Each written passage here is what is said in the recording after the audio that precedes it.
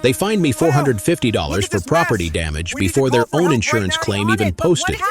7 days later, I learned the HOA president's son was the one who actually hit my car, and the board tried to bury it under community confidentiality.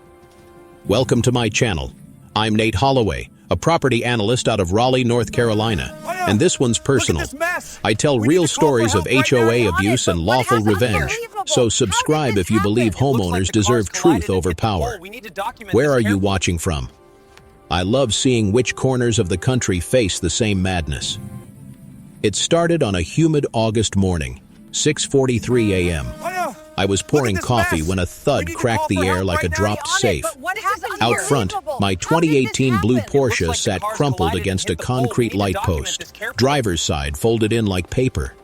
A silver Civic idled beside it, its front bumper dangling. The driver, a college-age guy, stumbled out clutching his phone. I didn't know his name yet, but I recognized his shirt, the HOA volunteer tee they give out during community days. When the officer arrived, clipboard in hand, the kid stammered, I was late for class, sir." The cop jotted something down, asked for insurance and radio dispatch. The HOA president, Marjorie Crane, appeared minutes later in her red cardigan like she'd teleported. She didn't even look at my car. "Nathan, please handle this quietly," she said. "We don't need neighbors gossiping about liability." I said, "He destroyed my car, Marjorie." Her reply hit harder than the crash. "Technically, it's private road property, so the HOA determines fault." That line looped in my head all week. Private road property. She said it like a spell that erased responsibility. By Friday, I received a notice citing me for improper vehicle storage, $450 due in 10 days. I sat at my desk, the letter trembling slightly between my fingers. I'd lost my wife 3 years earlier to a hit and run. Cars, accountability. Those words carry weight for me. She used to call me the truth hound. I promised her once, half drunk on grief, that I wouldn't let injustice slide just because it came wrapped in bureaucracy. So I pulled the HOA bylaws from the community portal. Article 7.4. Damage caused by guests or residents' family members shall be the liability of said resident or guardian. Family members. If the driver was Marjorie's son, this wasn't my liability. It was hers. The following Monday, I visited the property manager's office. The assistant, a wiry man named Joel with coffee breath and ink-stained cuffs, looked nervous when I asked for the incident report. "Marjorie requested that be sealed pending insurance review," he said. "Joel," I whispered, leaning closer, "I can FOIA the traffic incident. It's public record. If your office obstructs evidence, that's a compliance issue." He swallowed. "Give me 24 hours. 23 hours later, an email arrived. A single PDF attachment labeled Vehicle Report 0823. Inside was a police summary. Driver, Tyler Crane. Son of Marjorie Crane. Insurance under HOA fleet policy. My stomach tightened, but I smiled. They buried it, but not deep enough. By Tuesday night, I printed every page and slid them into a binder with color tabs. Phase 1, documentation, I wrote on the spine. Beside it sat a small voice recorder, brand new. North Carolina's a one-party consent state. That meant I could legally record my own conversations for documentation purposes. Knowledge nugget number 1.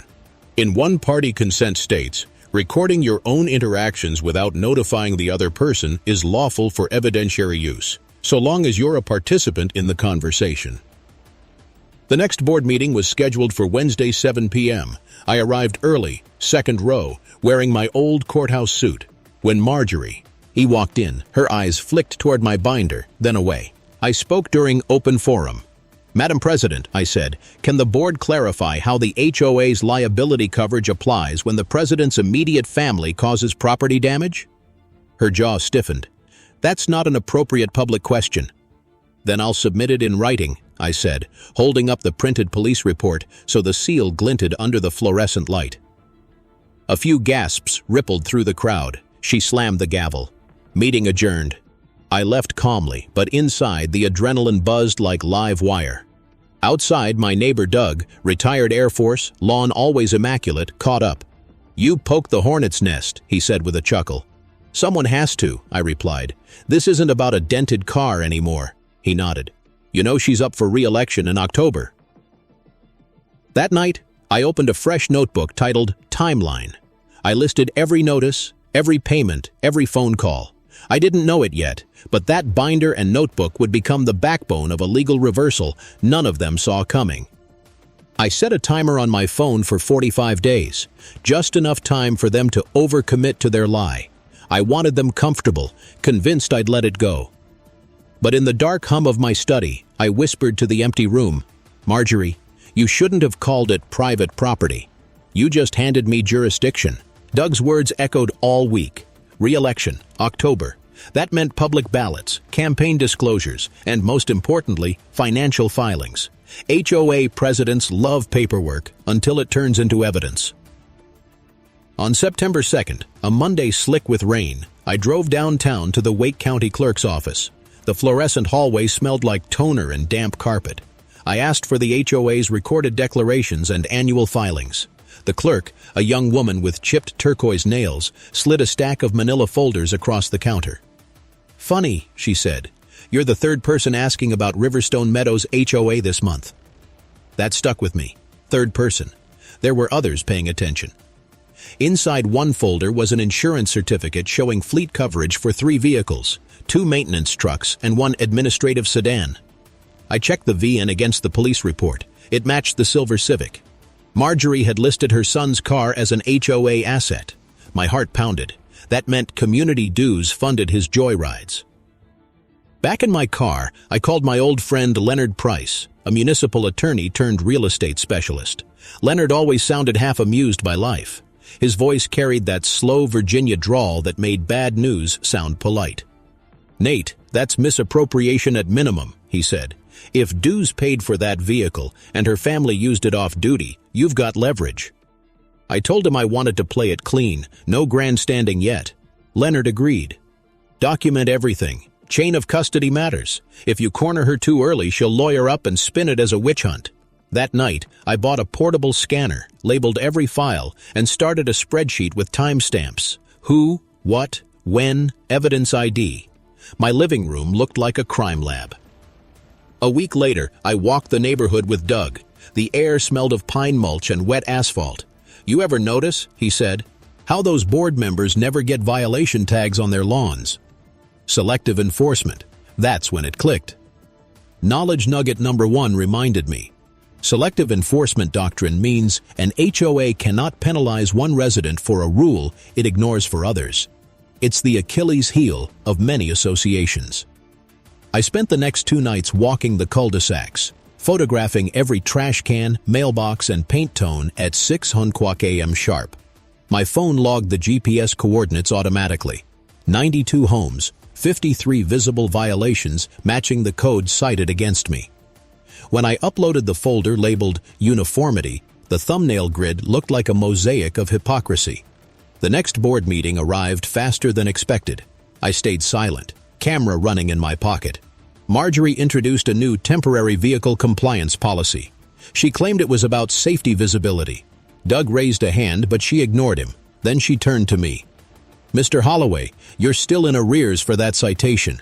Until that's resolved, you have no standing to vote. I smiled thinly. Actually, Article 5.3 allows members to dispute assessments under review. You received my written objection on September 9th. The room went quiet. I could almost hear the fluorescent hum. Marjorie's lips tightened. You seem to think you know the bylaws better than the board. I just read them, I said. When the meeting adjourned, a few neighbors patted my shoulder. Small gestures, but enough to feel momentum shifting. Outside, Leonard called. I found something, he said. County assessor's map shows a 30-foot strip of green space between your lot and the HOA park. Guess who actually owns it? Who? You do. It was deeded to your parcel before the HOA formed. They've been mowing your property for years, claiming it's communal land. I parked under a streetlight, the rain streaking down the windshield. For a long moment, I said nothing. Leonard laughed softly. Don't burn them yet. Let it simmer. That's your secret leverage. I glanced at my timer. 31 days left. Plenty of rope for them to hang themselves. The next morning, I received 3 violation notices in a single envelope. mailbox color mismatch, lawn overgrowth, 2 inches past limit, and unauthorized recording equipment. They'd noticed the camera. Doug stopped by that evening with 2 beers and a half grin. "They're scared," he said. "Means you're over the target." I looked at my car, still unrepaired in the driveway. Its shattered headlight reflected the porch light like a dull eye. "They can bury me in paper," I said quietly, "but I've got property lines older than their charter." The following week, the harassment shifted gears from petty to tactical. At exactly 7:12 a.m. Tuesday, a code inspector knocked on my door with a clipboard and camera.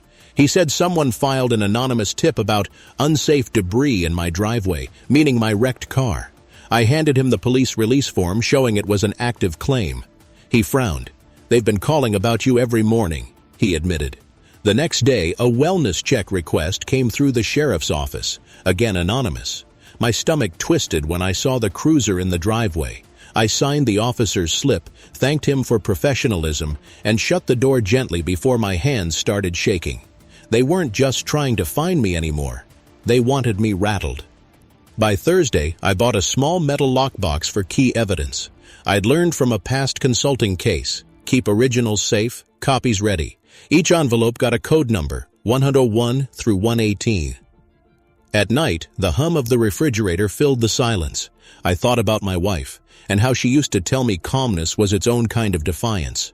"Don't match chaos with chaos," she'd say. So I took a deep breath, clicked my pen, and wrote, Phase 2, Exposure. Leonard helped me draft a certified letter to the HOA demanding clarification on the vehicle ownership policy, insurance reimbursements, and potential conflicts of interest. It was 4 pages long, packed with citations, dates, and line references. I mailed it on September 18th at exactly 3:42 p.m., return receipt requested. When Marjorie received it, she emailed the entire community claiming a resident has begun legal harassment. She didn't name me, but the subtext glowed neon. My inbox filled with gossip and one neighbor's text. "They're calling you the neighborhood lawyer now." That Sunday, Doug and I met with a local reporter named Jenna Morales, who covered civic governance's Suze. She had curly hair, ink-stained fingers, and that reporter's squint like she could see the end of your sentence before you spoke it. "If you can verify that vehicle was HOA funded," she said. "That's misuse of dues, not just favoritism." She tapped her notebook. "Send me what's public. Keep the sensitive stuff close until you have an inspector confirm the property line." By Monday morning, I was at the county assessor's desk again. I requested the original parcel plat, dated 1996. The clerk rolled out a huge blueprint, its edges crisp from storage. There it was. Parcel 214B, including the 30-foot strip labeled Private Easement. Mine. Knowledge nugget number 2. An easement recorded before an HOA forms remains private property unless expressly transferred through a deeded amendment and acceptance recorded with the county. Most associations forget that detail until someone reminds them in court. That afternoon, I took photos with a measuring tape stretched across the boundary stones, each marked with date stamps from my phone. It was my quiet weapon now. The HOA must have felt the tide turn. That night, they emailed a community improvement vote proposing to annex unused green strips for uniformity. It sounded bland, bureaucratic, but that phrase "green strips" was my land. I smiled at my screen. "They're coming for it," I murmured. "Perfect." Doug called. "You gonna fight it?" "No," I said. "I'm going to let them think they won." I kept attending meetings, silent, nodding at the right times. Marjorie's confidence grew again. She wore brighter lipstick, louder jewelry, like a peacock reclaiming turf. But she didn't see the clock ticking. 17 days until my leverage matured. In late September, I received a notice for a mandatory landscaping assessment. $220 per home, effective immediately. The HOA claimed storm damage cleanup costs, but the invoices are unsigned. I cross-referenced them and found they were issued by a company registered 2 weeks earlier, owned by Tyler Crane, her son. That's when the heat in my chest turned to ice. It wasn't just incompetence, it was fraud through the front door. I printed the business filing, stapled it to my binder, and added a new divider. Phase 3, Financial Patterns. At the next meeting, I sat beside Doug. The room smelled of coffee and carpet glue. I listened while Marjorie spoke about protecting property values and community unity. My phone buzzed once. It was Leonard, a single line. "Title confirmation done. You can move anytime." I typed back, "Let's make it public." Before I left, I glanced at Marjorie smiling across the room, her gavel tapping like punctuation marks on a lie. She had no idea that I'd just purchased, through a quiet LLC, the rights to lease and maintain the HOA's irrigation system, registered under that same easement. That was reversal number 1 loading in the chamber. Before I pulled the trigger, I wanted the audience ready for the show. So if you're watching this, and you've ever had an HOA twist rules to protect their own, drop your story in the comments. Or if you've beaten them fair and square, tell folks how. At least like the video so more people see what accountability actually looks like. Next came the day they tried to remove me entirely. It started with a folded notice taped to my front door. Bold letters. Notice of hearing for suspension of voting rights. No signature, just the HOA seal. They scheduled it for October 5th, 6 p.m. in the clubhouse. My name sat alone on the page like a warning label. Doug whistled low when he saw it. "They're going nuclear." "Perfect," I said, because I needed them to think they still held the detonator. That week, I kept my head down, fixed my fence, waved to neighbors. Every move had to look boring, predictable. Meanwhile, Leonard prepped a short affidavit confirming my easement ownership and maintenance rights. The ink on that document might as well have been dynamite. On October 5th, the sun sank early, bleeding orange through the pines. The clubhouse parking lot was already half full when I arrived. Folding chairs, coffee urns, and nervous chatter filled the room. Marjorie stood at the front like a trial judge, flanked by 2 board members. Tyler sat slouched in the back, hoodie up. "Mr. Holloway," she began, "the board has received numerous complaints regarding your behavior, recordings, and refusal to comply with association directives. We're considering suspension of your voting privileges." I let her finish, every syllable heavy with practiced authority.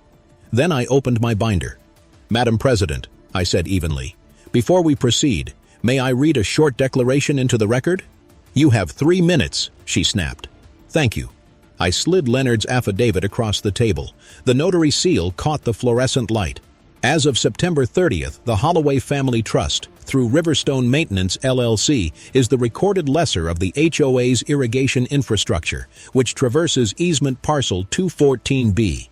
Under North Carolina property law, any HOA action restricting the owner or lessor of essential infrastructure without consent constitutes breach of covenant. A ripple passed through the room. Marjorie blinked. What does that even mean?" "It means," I said quietly, "if you suspend my rights, you also suspend your access to the irrigation system, and by extension, your compliance with County Landscape Ordinance 14223, which mandates active irrigation for common spaces." Her voice wavered. "You can't." "I can," I interrupted, "and I already have. As of noon today, the service account billing and valve controls have been reassigned. You'll find your sprinklers offline by morning." The silence afterward felt electric. Somewhere, a chair creaked. A man in a gray blazer stood up near the back. "Is that true?" he asked. Marjorie's lips parted, but nothing came out. Knowledge nugget number 3. When an HOA depends on infrastructure that crosses private land, the easement holder controls maintenance and usage, subject only to recorded access rights. It's one of the rare times property law outweighs HOA authority. Doug leaned toward me and whispered, "That's a checkmate, right?" "Not yet," I murmured. "We still have to make it public." Outside afterward, a few neighbors gathered around. "You really own the irrigation?" one woman asked. "Always did," I said. "They just never looked close enough." The next morning, sprinklers hissed dry across the medians. The grass began to yellow by day 3. By day 5, Marjorie called for an emergency closed session. They posted it online, but by then, Jenna the reporter had already picked up the story. Homeowner discovers HOA using his land, shuts off water supply pending audit.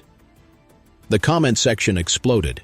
Dozens of residents from other neighborhoods shared similar horror stories. For the first time, Riverstone's silence broke.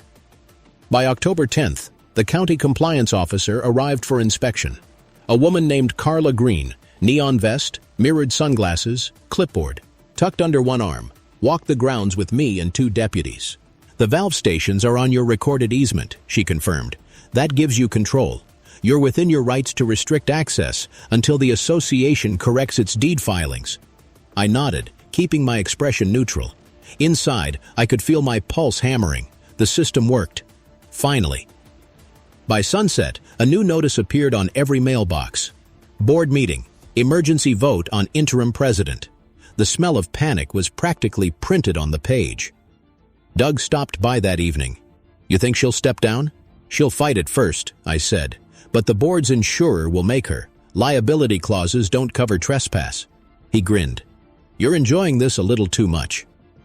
I stared at the porch light glinting off the broken car still parked in my drive. Not enjoying, I said, just remembering what fairness looks like. Still, I knew Marjorie wasn't finished. Bullies rarely surrender without a scene. So here's one for you watching. Should HOA boards have personal liability insurance separate from community funds so residents don't pay for their mistakes, or does that just make them act bolder? I'm curious what you'd change where you live. Because the night before that emergency vote, she made her last move and dragged the sheriff with her. It was 11:48 p.m. when the red and blue lights painted my living room walls. I stepped outside barefoot, heart steady, camera already rolling. 2 deputies stood by the cruiser, one hand on his belt. Marjorie's SUV idled behind them. She leaned out the window, voice trembling with righteous fury. "He's tampering with community utilities," she shouted. "That irrigation system belongs to the HOA." The senior deputy, a tall man with a tired face, looked at me. "Sir, she filed a trespass complaint. You the homeowner?" "Yes, sir," I said, holding up the folder. "Nathan Holloway, here's the recorded easement and property. Map, county seal dated 1996. Also, the lease assignment filed last month." He flipped through the pages under his flashlight. "Everything looks in order," he said. "Ma'am, you understand this is private land?" Marjorie's jaw clenched. "This is abuse of power." "No, ma'am," the deputy said calmly. "This is property law." He handed me back the papers, tipped his hat, and left. She glared at me through the open window. "You've humiliated this community, Nate." I kept my voice level. "No, Marjorie, I just turned on the lights." When she drove off, I let out a slow breath. The sound of crickets filled the silence again. That was the night I realized something deeper. The fear wasn't losing my house. It was losing the part of myself that believed in process, in evidence over rage. The next morning, Jenna's story updated. Sheriff confirms homeowner legally controls HOA irrigation. President's complaint dismissed. It spread fast. By noon, half the neighborhood knew. But then came the retaliation wave. Anonymous flyers on doors. Nate Holloway, threat to property values. A fake Facebook post claiming I'd harassed a volunteer. Someone even called my office pretending to be a compliance officer asking for my records. Doug caught me pacing that evening. "You okay?" "I expected pushback," I said. "Just not this organized." He nodded slowly. "Means they're cornered." The harassment escalated. 3 more violation letters, a fake late fee notice, and 1 anonymous envelope with a single printed line. "You'll regret this." I stared at it for a long time under my desk lamp. The light buzzed faintly, dust specks orbiting the bulb. Then I slipped the note into an evidence sleeve and whispered to the empty room, "You're not the first to threaten me over the truth." Still, the exhaustion crept in. Nights grew longer, the crash replayed in dreams. Sometimes I'd wake up convinced I heard the crunch of metal again. I missed the sound of my wife's laughter, her steadiness when life tilted. This fight was about justice, but somewhere in it, I was trying to earn her nod of approval again. By the end of that week, the community had fractured.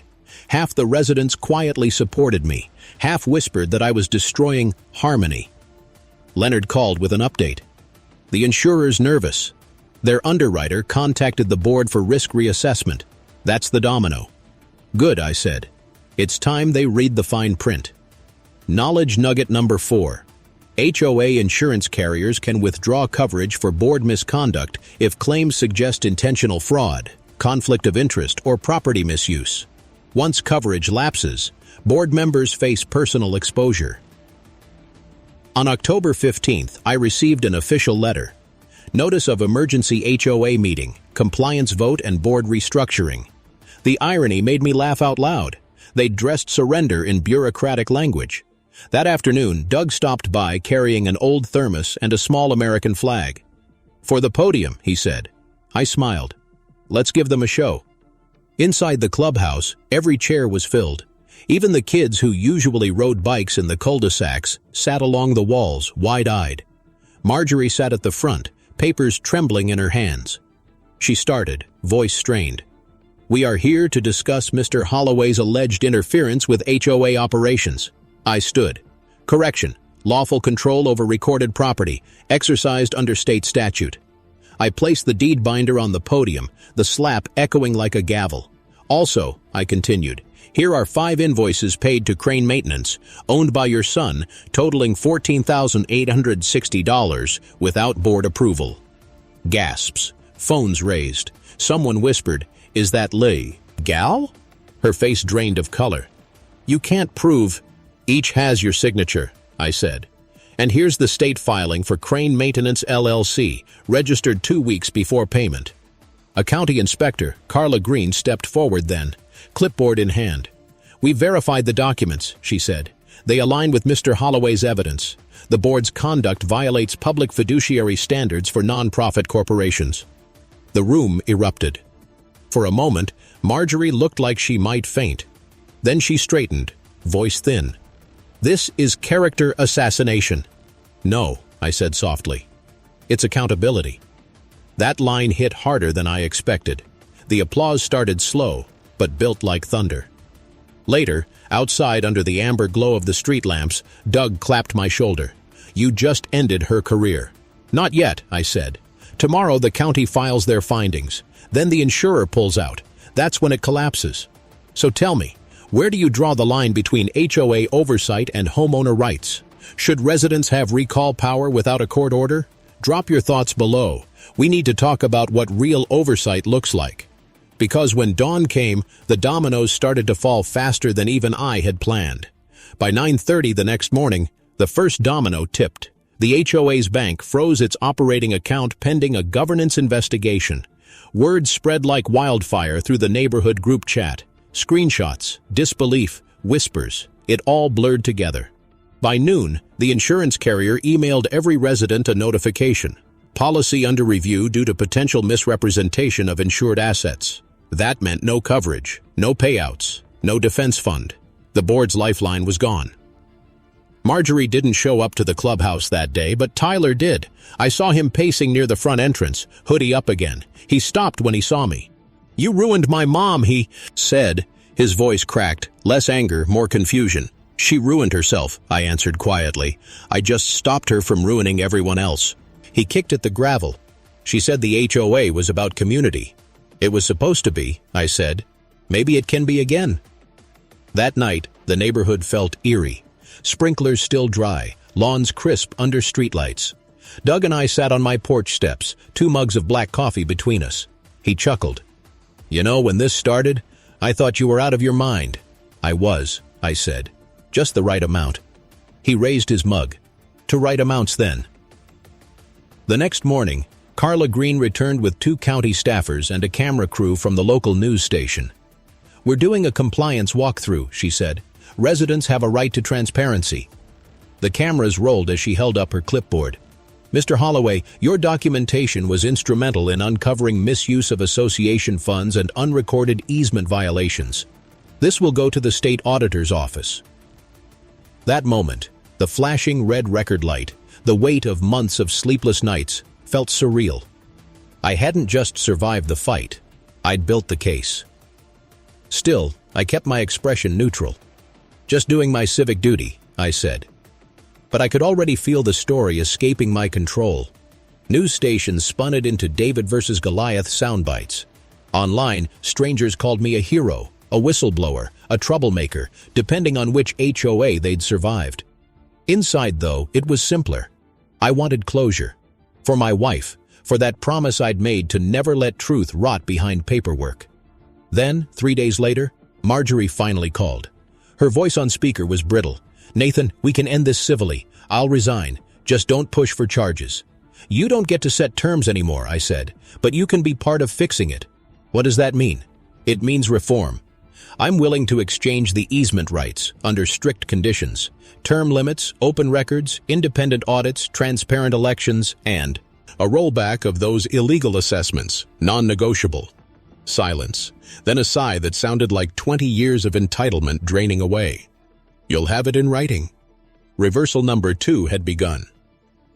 Doug grinned when I told him, "You're trading the sword for a constitution." "Exactly," I said. "This isn't about burning it down. It's about rebuilding something honest." That night, I reviewed the proposed reform charter Leonard had drafted. 10 pages, concise and airtight. Each clause had a time-stamped accountability measure, annual audits, public minutes, conflict of interest disclosures. I added one final line at the end. All board members must complete ethics training before assuming office. The next meeting was scheduled for Saturday. The agenda? Community reformation vote. I showed up early, same seat, same binder, only this time, the binder stayed closed. When the gavel hit, the sound didn't echo like before. It felt smaller, human. Marjorie read her resignation quietly, eyes down. Then she signed the reform charter. The applause that followed wasn't thunderous, it was grateful, exhausted, real. Afterward, people came up to shake my hand, some even hugging me.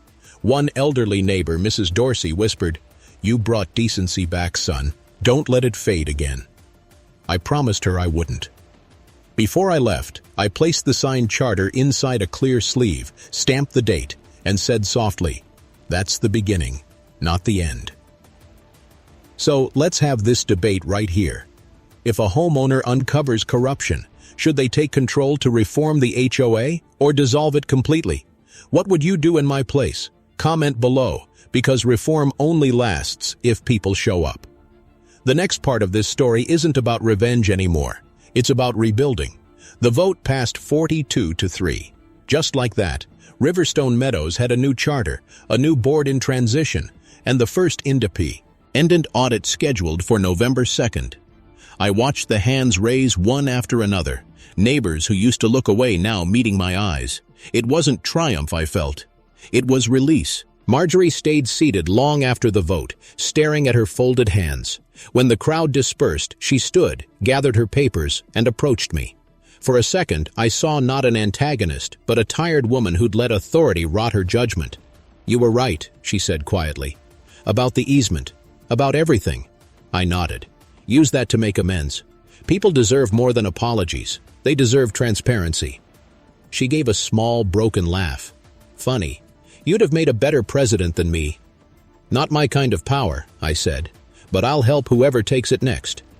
Outside, the sky had the washed-out glow of early autumn dusk. The wind carried the smell of wet leaves and distant barbecue. Doug joined me on the sidewalk. "Never thought I'd see this place united again," he said. "We're not there yet," I said. "Unity's earned, not declared." He nodded, sipping from his thermos. "Still, you gave them a shot." 2 days later, I walked to the community center where the irrigation controls were housed.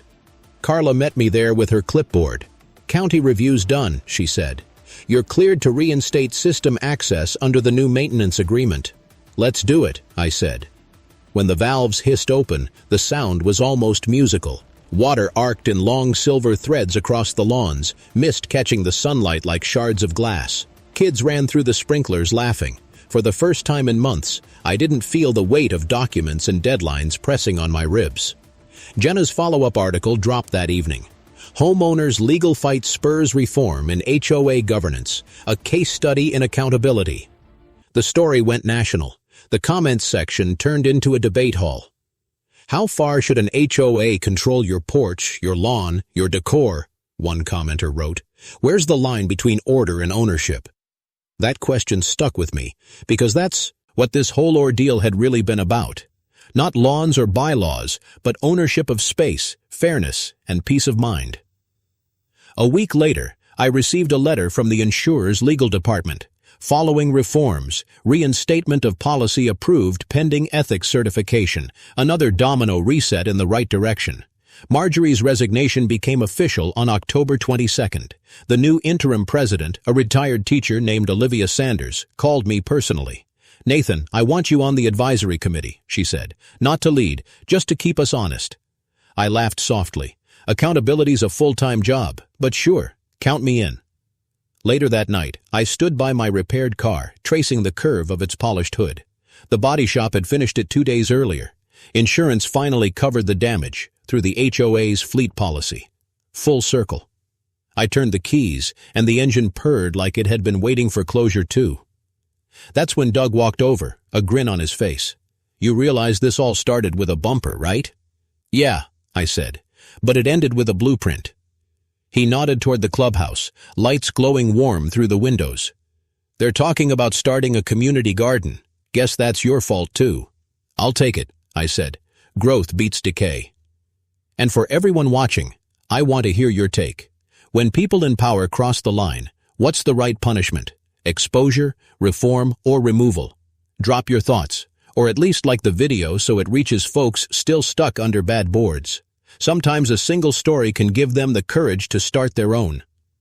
The real ending, though, was still waiting on a cold November morning when the state auditor arrived, with a microphone, a notary, and a surprise I didn't see coming. The state auditor's car pulled up just after sunrise, a white sedan, plain but official. Frost still clung to the lawn, catching the early light like powdered glass. I met her at the curb. Her name was Denise Howard, mid-40s, sharp eyes, no nonsense. She carried a leather case that snapped shut with a metallic click. "Mr. Holloway?" she asked. "That's me. I'm here to verify the compliance reforms and conclude the county referral. We'll also confirm the amended charter signatures." "Right this way," I said, leading her to the clubhouse. Olivia and Doug were already inside, along with Carla and 2 residents chosen as witnesses. The place smelled faintly of paper and pine cleaner, the scent of new beginnings. Denise laid out her forms. "Before we start, Mr. Holloway, I need to confirm your relinquishment of easement leverage as per the reform agreement." I handed her the signed deed transfer, already notarized. "Consider it done. The community keeps the water. I keep my peace." She nodded, flipped through, then pressed an ink stamp that landed with a satisfying thud. "Approved. Filed 11/04/2023. The sound echoed off the walls like punctuation at the end of a very long sentence. That's when she looked up and said, "We rarely see someone use leverage this cleanly. You didn't just win, you fixed the framework." Doug gave a low whistle. "That sounds like a compliment coming from the state." "It is," Denise said, "and it'll set precedent." Visual beat number 3. The stamped deed resting beneath morning sunlight streaming through the clubhouse window, ink still glistening as if it were alive. After the audit, the cameras arrived again. Jenna, her notepad tucked into her jacket pocket, smiling. "Full circle, huh?" she said. "Yeah," I replied. "Turns out justice is mostly paperwork and persistence." Mind if I quote that? Please do. The story aired that evening under the headline, "Homeowners Fight Reshapes HOA Laws, Transparency Mandated Statewide." The governor's office even tweeted about local heroism-inspiring policy change. I didn't feel like a hero, just relieved. The following weekend, Olivia hosted a code Immunity Day, the first in years. Kids painted fence posts, seniors planted bulbs near the walkway, and Doug grilled burgers until the propane ran out. Someone hung a new banner on the clubhouse wall, "Riverstone Rebuilt." I stood by the tables, watching laughter replace fear. Mrs. Dorsey waved from her chair, sunlight catching the silver streak in her hair. For a moment, I thought I heard my wife's voice in the wind, the one that always said, "Don't match chaos with chaos." She would have liked this ending. In the final minutes of the event, Olivia tapped the mic. "We've decided to dedicate our community scholarship to civic integrity and name it after the man who reminded us what accountability means." My throat tightened as she held up the plaque, the Holloway Civic Integrity Award. The applause was steady, warm, not for victory, but for closure. And if you believe I fought the right way, say a few words in the comments for your friend. Subscribe so future stories of real accountability reach you first. As responsible citizens, share this so others learn, because sometimes fairness starts with a single documented act of courage. That's on us. After the crowd thinned, Doug handed me a folded newspaper with a grin. Page 3. "They called you the man who watered the truth." I laughed. Not bad, I'll take it. He clapped my back. So, what now? You going quiet for a while? Maybe, I said, looking toward the line of homes now glittering under porch lights. But there's always another neighborhood, another story, another fight that just needs a paper trail. I turned to the camera and said the only line that felt right. Next case. The porch light reflected off the stamped deed as the screen faded to black.